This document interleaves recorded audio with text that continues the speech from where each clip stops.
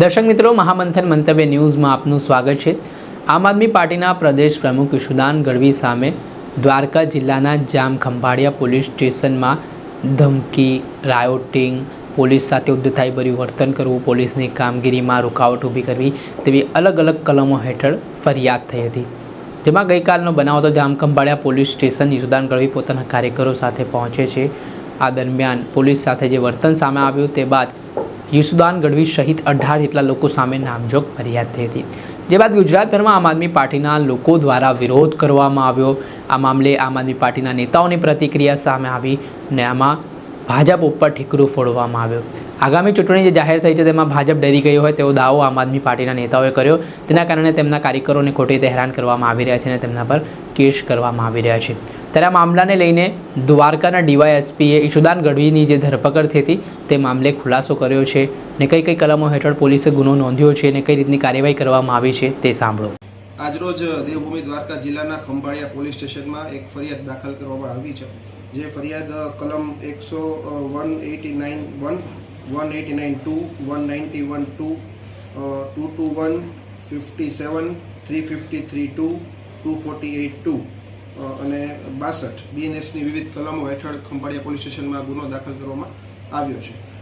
આ ગુનો જે છે તે અન્ય 30 ઈસમો વિરુદ્ધ દાખલ કરવામાં આવ્યો છે।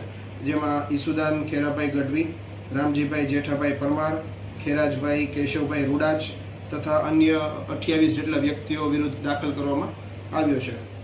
આ જે ગુનો છે તેની વિગત એવી છે કે ગત 31/3/2026ના રોજ ખંભાળિયા પોલીસ સ્ટેશનમાં એક લૂંટનો ગુનો દાખલ કરવામાં આવ્યો હતો। જે લૂંટના ગુનામાં જે આરોપી છે દીપક, જે બિહારથી બિલોંગ કરતા હોય અને તેમના વિરુદ્ધ લૂંટની ફરિયાદ દાખલ થયેલ હોય, તે ફરિયાદ અંગે આરોપીના તરફેણમાં જે એ લોકો ઈશુદાનભાઈ તથા જે બાકીના વ્યક્તિઓ છે તે અહીંયા પોલીસ સ્ટેશન પર બપોરના ઈસમમાં આવેલ હોય અને અહીંયા આગળ આવી અને પીએસઓ અમારા જે છે તેમની સાથે તે ગેરવર્તન કરતા હોય, તેમના ઉપર સસ્પેન્શન દાખલો બાબતનું દબાણ કરતા હોય, એમની સાથે અન્ય 30 વ્યક્તિઓ પણ પોલીસ સ્ટેશન ખાતે આવેલ હોય। એ બધા ગેરકાયદેસર મંડળી રચી અને પોલીસ સ્ટેશન પર દબાવ બનાવવાનો પ્રયત્ન કરતા હોય। એ સમય દરમિયાન વોટ્સએપ અને ફેસબુક તેમના દ્વારા લાઈવ કરવામાં આવી અને ધક્કામુક્કી કરી અને અરાજકતા ફેલાવવાનો પ્રયત્ન પણ કરવામાં આવ્યો હતો। ત્યાં આગળ જે ફરજ પર હાજર પીએસઆઈ છે તેમના દ્વારા તેમને સમજ કરવામાં પણ આવી કે તમારી જે રજૂઆત છે તમે કાગળ ઉપર રજૂ કરો અને આ રીતે ગેરકાયદેસર રીતે અહીંયા મંડળી એકત્રિત ન થાવ, પણ તેમ છતાં તેમના દ્વારા પોલીસ સ્ટેશન ખાતે હુલ્લડ કરવામાં આવ્યું હતું।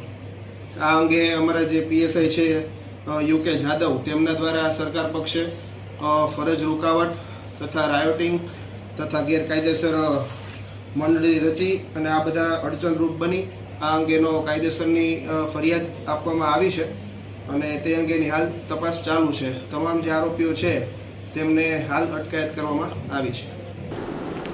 આપણે સાંભળીએ તો દ્વારકાના ડીવાયએસપી તેમણે આ સમગ્ર ઘટનાને લઈને ફોડ પાડ્યો છે ને આ ઘટનામાં સંડોવાયેલા જે આરોપીઓ છે ઈશુદાન ગઢવી સહિત 18 લોકો તેમની સામે અલગ અલગ કલમો હેઠળ પોલીસે ગુનો નોંધીને કાયદેસરની કાર્યવાહી હાથ ધરી છે। પરંતુ આમ આદમી પાર્ટીના એવા આક્ષેપ છે કે ચૂંટણી નજીક છે તેના કારણે તેમના નેતાઓને ષડયંત્ર કરીને ફસાવવામાં આવી રહ્યા છે। દર્શક મિત્રો, આવા જ નવા વિડીયો સાથે આપણે માહિતગાર કરતા રહીશું, એટલે મહામંથન મંતવ્ય ન્યૂઝ જોતા રહો।